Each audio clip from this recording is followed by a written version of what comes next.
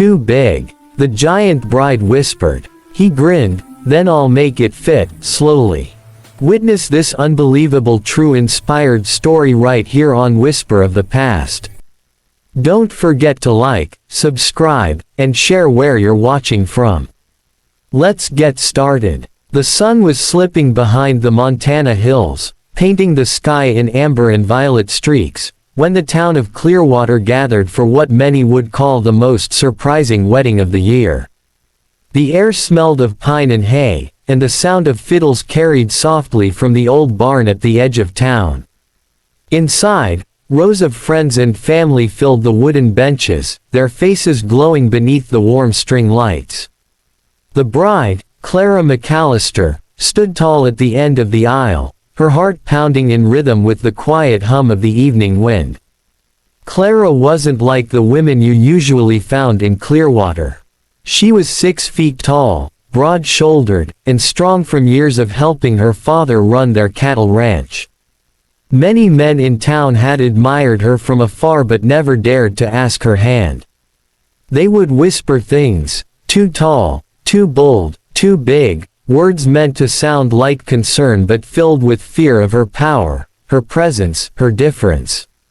Then came Caleb Turner. Caleb had wandered into town one summer afternoon, a cowboy with a calm voice and a quiet strength that spoke louder than most men's boasts. He had the kind of eyes that seemed to know more than they revealed, gray like thunderclouds before a storm. His hands were rough, his hat worn, and his smile, well, it had the power to undo anyone's defenses. When he first met Clara at the county rodeo, she was competing against a pen full of men twice her size and still roping calves faster than any of them. Caleb leaned against the fence, watching her with a mixture of admiration and amusement. When she caught him looking, she expected the same smirk she always saw, the one that came before some joke about her size. But instead, he just tipped his hat and said, "You rope cleaner than anyone I've seen in 3 states." It was the first time in years that someone had spoken to her without judgment. From that day, their story began, not with fireworks, but with slow, steady warmth, the kind that grows from respect and understanding. Caleb wasn't intimidated by her height or strength. He admired them. He loved the way she could haul a hay bale like it weighed nothing, how she could ride through the storms without flinching, and how she looked at the world like she belonged to it completely. Months passed, and what started as shared work at the ranch turned into shared dinners, laughter under the stars, and long rides through the hills where the only sounds were the horses' hooves and the whisper of the wind. Caleb told her once that he'd spent too many years drifting, never finding a place to belong. "Then I saw you," he said, "and I thought, there's my home." Now, under the golden lights of their wedding, Clara stood before him, her lace dress brushing the wooden floor, her heart swelling with disbelief and joy. When the preacher finished speaking, Caleb lifted her veil slowly, his hand trembling slightly as if even now, he couldn't believe she was real. Their lips met in a kiss that was both gentle and certain, a promise of a life built on quiet strength. When the guests began to leave, Clara found herself alone with Caleb in the soft silence of the barn. The flickering candles cast shadows on the walls, and she could hear her own heartbeat echoing in her ears. She turned toward him, her cheeks warm. "Caleb," she said softly, "I've got to tell you something." He took her hands, concern flickering across his face. "What is it, darlin'?" She hesitated, biting her lip. "You're big," she whispered finally, half embarrassed, half nervous. What if I'm too big too? For you?" Caleb blinked in surprise, then chuckled, that deep, easy sound that always made her smile. "Too big," he repeated, stepping closer until she could feel his breath against her skin. His voice dropped low, warm as the firelight. "Then I'll make it fit," slowly. Her breath caught, not just at his words but at the way he said them, with tenderness, patience, and the kind of love that promised no fear, no shame. It wasn't about size or strength anymore. It was about belonging. Later that night, they rode back to Caleb's ranch, the moon hanging full over the wide Montana plains. The air was cool, the scent of sagebrush drifting through the open fields.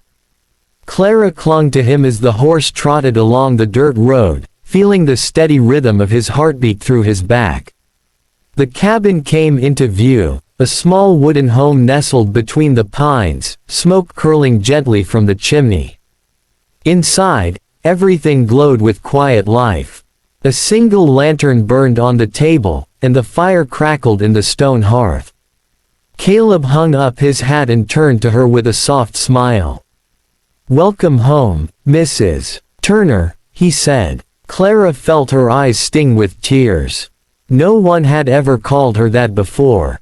For years she had been the McAllister girl, the tall one, the rancher's daughter.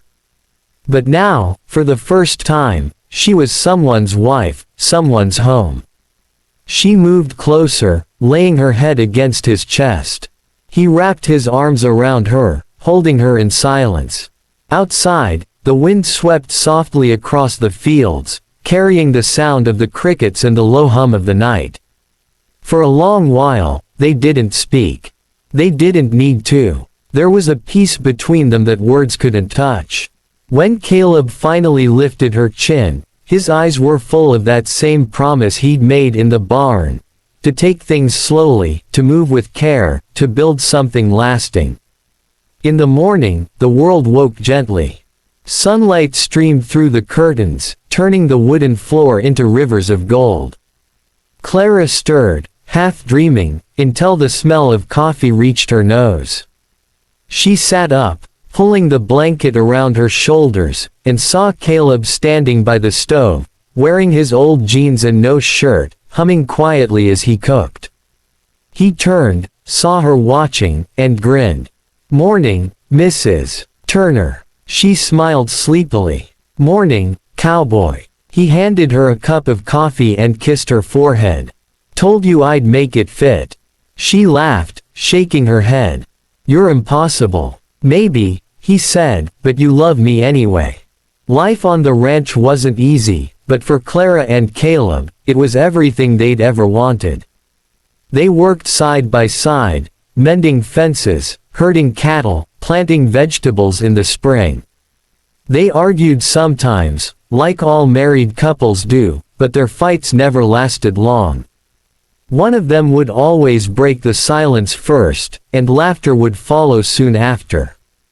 The townsfolk who had once whispered about Clara's size now whispered about something else, how the Turner Ranch was thriving, how you could hear music and laughter there long after sunset, and how the couple who had once seemed mismatched were the strongest team in the valley. Years rolled by, and their love grew deeper. There were hard winters when snow buried the fences and they had to share one blanket to stay warm. There were summers when the drought cracked the earth, and they rode for miles just to find water for the horses. Through it all, they stayed together, shoulder to shoulder, heart to heart. One autumn evening, after a long day of harvest, Clara sat on the porch, watching the sunset. Caleb came up behind her, his arms wrapping gently around her waist. "Remember that night?" he murmured against her ear. "You asked if we were too big for each other." She chuckled softly. "I remember." "Well," he said, pressing a kiss to her cheek, "I think we proved we fit just right." She leaned back against him, smiling as the horizon blazed with fire and gold. The wind whispered through the fields, carrying echoes of their laughter, their struggles, and their love, steady, patient, and timeless. When the moon rose, Caleb lit the old lantern on the porch. Its glow spilled over the land, touching the fences, the barn, and the far-off hills. He looked at Clara and saw the same woman he had met years ago at the rodeo, strong, beautiful, unafraid. She looked back and saw the same man she had fallen in love with, the quiet cowboy who saw her heart before her sighs. That night, as they sat side by side beneath the stars, the world around them seemed to slow. The cattle lowed in the distance, and the fireflies blinked like tiny embers. Caleb took her hand, his thumb tracing lazy circles over her skin. "Guess some folks were right," he said softly. "We are a little too big for this town." Clara laughed, her voice warm and easy. "Then we'll make it fit, slowly." He smiled, leaning in to kiss her as the night wrapped around them like a blanket. In that moment, all the years, all the struggles, all the whispered doubts faded away. What remained was simple, a love that had grown not from perfection, but from patience. And out there, under the endless Montana sky, the giant bride and her cowboy proved that sometimes the best things in life aren't made to fit perfectly. They're made to grow, slowly, gently, and forever.